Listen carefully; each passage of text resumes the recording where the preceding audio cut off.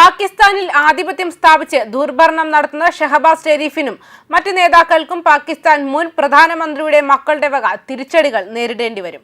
പാകിസ്ഥാനിലെ രാഷ്ട്രീയ രംഗത്ത് ഷെരീഫുകളും ഭൂട്ടോകളും മുഖ്യമായും ആധിപത്യം സ്ഥാപിച്ചിട്ടുണ്ട്. ഓഗസ്റ്റ് 5-ന് പാകിസ്ഥാൻ മറ്റൊരു പുത്രോത്സവം കാണാൻ സാധ്യതയുണ്ട്. ഇമ്രാൻഖാന്റെ 2 ആൺമക്കളുടെ ഉദയം.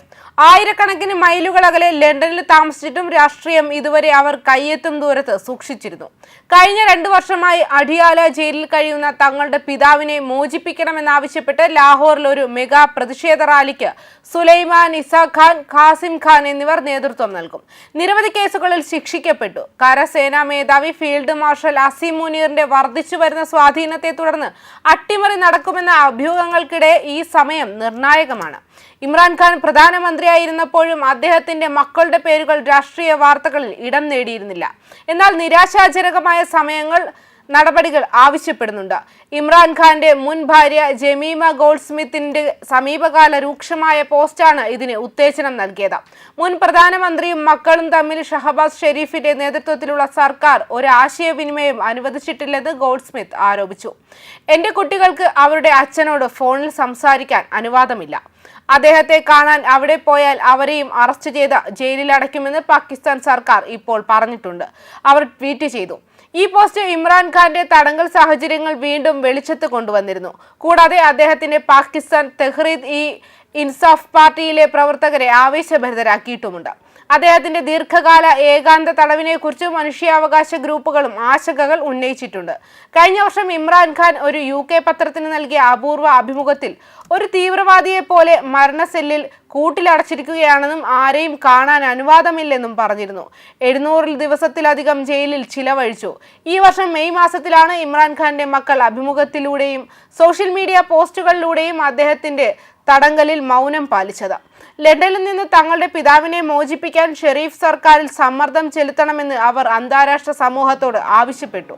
ഇമ്രാന്റെ ഇളയ മകൻ ഖാസിം ഖാൻ നടത്തിയ ഒരു കടുത്ത വിമർശനാത്മകമായ പോസ്റ്റാണ് ഏറ്റവും പുതിയത്. തന്റെ പിതാവിന് 700 ദിവസത്തിലേറെയായി ജയിലിലാണെന്ന് അദ്ദേഹം ആരോപിച്ചു. ഞങ്ങളുടെ അച്ഛൻ ഞങ്ങളുടെ ജീവിതത്തിന്റെ ഭൂരിഭാഗവും പാകിസ്ഥാനിൽ താമസിച്ചു, ഞങ്ങളിൽ നിന്ന് അകലെ. അത് അദ്ദേഹത്തിന് ചെയ്യേണ്ടി വന്നതുകൊണ്ടല്ല, മറിച്ച് അഴിമതി നിറഞ്ഞ ഒരു ഭരണകൂടത്തിനെതിരെ നിലകൊള്ളാൻ അദ്ദേഹം തിരഞ്ഞെടുത്തത് കൊണ്ടാണ്. ഒരു പിതാവായി അദ്ദേഹം എല്ലാ ദിവസവും അവിടെ ഉണ്ടായിരുന്നെങ്കിലും പാകിസ്ഥാനിൽ അദ്ദേഹത്തെ ഒരു നേതാവായി ഉണ്ടായിരുന്നു. അദ്ദേഹം തന്റെ രാജ്യത്തിന് എല്ലാം നൽകി. ആശുപത്രികൾ, സർവകലാശാലകൾ, നീതിക്ക് വേണ്ടിയുള്ള പ്രസ്ഥാനം. പോസ്റ്റ് വായിച്ചു. അവസാന ദിവസങ്ങൾ സുഖമായി ചിലവഴിക്കാൻ അദ്ദേഹത്തിന് അവസരം ലഭിച്ചിട്ടുണ്ട്. ഇംഗ്ലണ്ടിൽ ഞങ്ങളോടൊപ്പം പോകാനോ ക്രിക്കറ്റ് കളിക്കാനോ പകരം ഇരുണ്ട ജയിൽ മുറിയിൽ കഴിയാനാണ് അദ്ദേഹം തീരുമാനിച്ചത്. അദ്ദേഹത്തിന്റെ ത്യാഗം പാകിസ്ഥാന് വേണ്ടിയാണ്. അദ്ദേഹത്തിന്റെ ശക്തി അവിടുത്തെ ജനങ്ങളിൽ നിന്നാണ്, സംരംഭകനായ ഖാസിം പറഞ്ഞു. മുൻ പോസ്റ്റിൽ തന്റെ പിതാവിന് അഭിഭാഷകരെ കാണാൻ അനുമതി നിഷേധിച്ചുവെന്നും തന്റെ സ്വകാര്യ ഡോക്ടർക്ക് പോലും പ്രവേശനം നിഷേധിച്ചുവെന്നും അദ്ദേഹം ആരോപിച്ചു. ഇമ്രാൻഖാനെ മോചിപ്പിക്കാൻ പാകിസ്ഥാനോട് ആവശ്യപ്പെടണമെന്നാവശ്യപ്പെട്ട് ന്യൂസിലാൻഡിൽ സമർപ്പിച്ച ഔദ്യോഗിക ഹർജിയുടെ ഒരു പോസ്റ്റ് കഴിഞ്ഞയാഴ്ച ഇരുവരും പങ്കിട്ടിരുന്നു.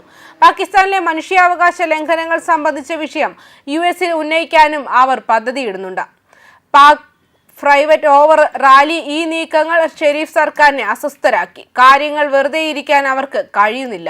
PTIയുടെ വമ്പിച്ച പ്രതിഷേധ ആഹ്വാനത്തിൽ ജാഗ്രത പുലർത്തുകയും മുൻ അനുഭവങ്ങളിൽ നിന്ന് പാഠം ഉൾക്കൊള്ളുകയും ചെയ്ത സർക്കാർ ഫെഡറൽ കോൺസ്റ്റാബുലറി എന്ന പേരിൽ ഒരു ദേശീയ അർദ്ധസൈനിക സേനയെ സൃഷ്ടിച്ചിട്ടുണ്ടെന്ന് റോയിട്ടേഴ്സ് റിപ്പോർട്ട് ചെയ്തു. ആഭ്യന്തര സുരക്ഷയും കലാപ നിയന്ത്രണവും ഇതിന്റെ ചുമതലകളിൽ ഉൾപ്പെടുന്നു. മാത്രമല്ല, റാലി കുഴപ്പത്തിലായാൽ നടപടിയെടുക്കുമെന്ന് പ്രധാനമന്ത്രിയുടെ രാഷ്ട്രീയകാര്യ ഉപദേഷ്ടാവ് റാണ സനാഉള്ള മുന്നറിയിപ്പും നൽകി. എന്തുകൊണ്ട് അവരെ അറസ്റ്റ് ചെയ്യുന്നില്ല? അക്രമാസക്തമായ ഒരു പ്രസ്ഥാനത്തിന് നേതൃത്വം നൽകാൻ അവർ വന്നാൽ അതിന്റെ അനന്തരഫലങ്ങൾ പിന്തുടരുമെന്നും സനാഉള്ള വ്യക്തമാക്കി.